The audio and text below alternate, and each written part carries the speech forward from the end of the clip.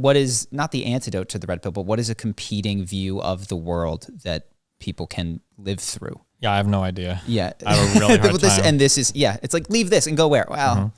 The issue is that like they have like such a compelling narrative to describe the whole world. I would argue that it's a bad narrative because like all bad narratives, it makes really bad predictions. A good narrative is one that will give you accurate predictions of how people will behave or how the world will respond to what you're doing. And I don't think anything in the red pill predicts anything good. You follow the red pill to a T. It's not like, you remember like the PUA scenes and stuff, right? Yeah. Yeah, if I didn't like them, at the very least, I could say, like, if you follow a lot of PUA shit, you'll probably get laid. I don't think that's true with the red pill. I don't think it's going to give you any success with women, any success with relationships. What is the difference between PUA and red pill? I don't know enough of I thought that they were, like, closely related to I think red pill kind of can PUA, but PUA seemed to, like, acknowledge, like, these are the ways that you can kind of get women. These are the things to say, things to wear. Yeah, the, like, little psychological tricks to do, yeah. Red pill has gotten to this whole weird, crazy world of, like, sexual market value and like high value men can juggle multiple women and women like to be cheated on because it makes them more competitive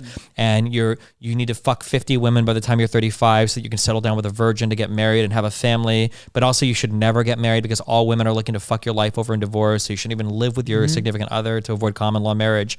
It's just like it's a wacky world of like, one, it makes bad predictions of human behavior because most people are not like this. And then two, it's not going to help you get any girls because like none of this shit, never in the life of, has any woman been like, I wish my boyfriend was more into red pill stuff. That's just never been a conversation that we have. There is, I think that if I had to give them the truth in it is that, and I think this is unfortunate, is like, there are women who respond well and with a more commitment to being cheated on. That doesn't mean these are that's got to be like the damaged people, a crazy exception. Yes, and you know, I've spoken. They have the way that red pill describes relationships, in my opinion, is like two traumatized people just. That's what it sounds like. When I listen to a lot of people, it sounds a lot like they're going to take all your money and they're going to do all this. It's like that happens, and you can point out examples like. There are also a lot of divorces that don't do that. There are people that walk away and don't make that decision. There are people that people talk so much about like alimony, alimony is like 10% of all divorces. It's not like the most common thing in the world. And if your world matches that worldview, I see why it's very appealing, but it actually says less about the world and more about the people that you draw into your own life through the way that you are being. If everyone that you interact with is into super high status, flashy men and doesn't give a shit about the type of personality you have, and you make a conclusion that this is what women are, this is what the women in the pond that you are fishing in are like, and that are responding to you are like. There was a really frustrating line, and it was like one of the biggest self-reports I've ever seen, but I don't think anybody realized it. Fresh and Fit did an episode with Valuetainment where they had like 40 girls on, and it was just them and like Fresh and Fit. And one of the lines that Myron uttered to one of the girls was like, listen, if you want to be seen in this world as a man, you've got to be a high achiever. Like all the men that you see here, we're only here because we achieved high. You're just here because you're a girl. And it's like, it's your show. You invited them. Your show. Like, do you think people make it to Oprah just because they're an attractive woman? Do you think people make it to like a late night show or a late show just because they're an attractive girl? Like, that's your choice, you know? And so if you keep surrounding yourself with those types of people, the philosophy becomes self-fulfilling. I remember it is your world, because nobody's world is 7 billion people. Their world is 70 people. Sure, and then they talk about the world. And like, we've got everybody talking about the world, it's like the people discussing what an elephant is, you know, all trying to make an agreement. It's like, no, you're just describing your small section of it that you have selected for. By who you are.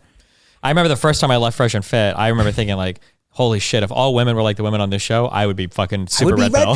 Yeah, 100%. I get it now. If these are the women that they bring on all the time, Yes, and it is not a mistake that they are here. They are here in the way that they are because they were invited by you, attracted by you. Let's talk about game, or like, you know, how should, I don't know if have you approached dating in a way that is different, or, you know, if you were to share, because I don't know that there's a lot of other competing narratives out there. Man, I don't know. It's like, again, I don't think I have like a wholly cohesive narrative. There's just like a lot of little things that I've kind of like learned over the years.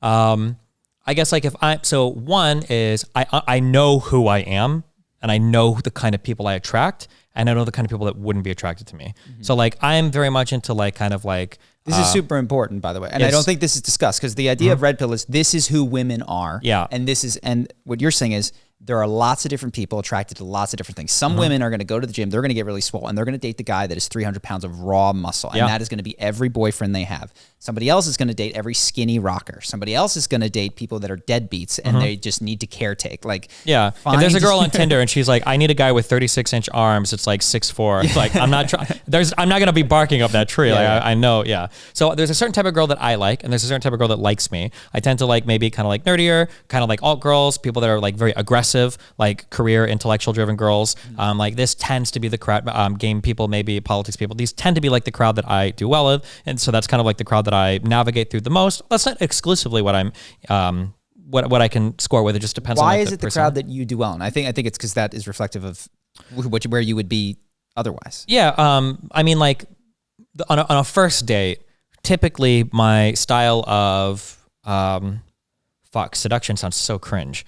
Conversation, I'll say, is I'm usually talking to somebody. Usually my goal is to ask a person a lot of questions to figure out like, what's kind of like your life? What are the things you're into? What are you passionate about? Like my goal is through conversation to figure out like, what are some things that you feel really strongly about? Maybe you don't get to talk about a lot that you'd like to. And how can I listen to you talk about these things and like engage with it like in a funny way that shows that I'm like charismatic, charming, humorous, but also that I'm like really listening to you and giving you an opportunity to kind of like talk about things that are important to you, right? And then also gives me an opportunity to showcase my personality at the same time, right? If I'm talking to a woman, she says she's got like a huge passion for teaching, and I'm like, oh, like what grade, like why? And she's like, oh, middle schoolers, blah, blah, blah. Like I'm bringing up like, oh, I've got a 12-year-old son, I would kill myself if I had to deal with like 20 of them at a time, right? It's a funny joke. She knows how difficult it is dealing with kids, right? Things to like, yeah. So like that style of conversation will be where I go. There's a lot of like personality traits I have that I think are really good for getting people to open up to me. I'm very non-judgmental. I try to be really emotionally communicative. Like I'm sensitive to certain topics. Non-judgmental is very, very powerful. What? Especially on non-judgmental. Oh yeah, non-judgmental. So yeah, people generally feel like they can share a lot of things with me without me being judgmental about it.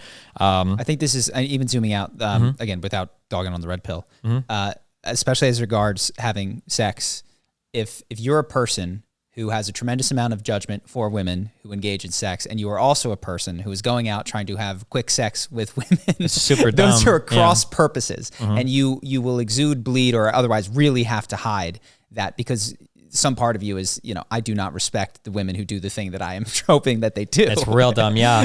I want to say like half the girls I hooked up with in California, I think, because for a while when I was in California and I was on Tinder, I that was a stage in my life where I didn't want to deal with anybody that knew me online. So I removed all of my fucking online personality shit from there because I just wanted to deal with like normies or whatever. But a lot of the girls that I hooked up with were, they had like no hookups, no one night stands on their profile. And I think they're like talking and associating with people. I think it's because people feel really bad about being judged with it. Yeah. Like there were a couple where like, and obviously they felt safe, they felt comfortable, they felt cool, and we would do stuff, and then afterwards they're like, oh, like don't think I'm like a slut because I know this is like the second time we've seen each other or whatever. And I was like, no, it's cool, it doesn't matter. So people like people that are emotionally responsive, that are really listening. I don't fake anything for conversations. Like if I'm asking you questions because I have a genuine interest in it, and that's going to show through my engagement. How did you develop, or was that just natural to you? Because that is very difficult for me, for a lot of people, to not smooth things over. Did that come easily to you, or was that? What do you mean to not smooth things over, or to so many people, in order to fit in, they are not asking or being like, how do I show myself? They are asking, what do you want me to be? How can I figure that out and then be that for you? And I'm curious if that was just something that came easily to you, this sense of I don't fake shit. I mean, one is that like I have a pretty strong personality. I've got a pretty strong character. I think two is that like, I think people like that. I think people like confidence, and I think people, especially women, like passion. No, it's counterproductive to do with the thing that I described that a lot of people do. For so like sure. There's something I noticed really early in life, in like my late teens, like early 20s, before I even got like into streaming or whatever, is it was really, really, really fun. Oh, also, and this is really lame, but the thing that helped me the most was I was always friends with lots of girls through high school because of the people that I hung out with. There was always groups of girls. So I was always really confident and comfortable talking to women. Even though I was short, had horrible acne, I didn't really have much going for me physically, but I was super funny, super charismatic, lots of experience talking to girls. Something I noticed really early on, and I probably employed this more as like a trick than more understanding what was happening. But like if I'm talking to a girl, and I'm like, oh, cool. Like, what kind of music you listen to? And she says something like, oh, like I really like Newfound Glory. If I say something like, oh my God, that's like my worst band of all fucking time. I can't believe you like, they have, every album is bad. Name like 2 good songs.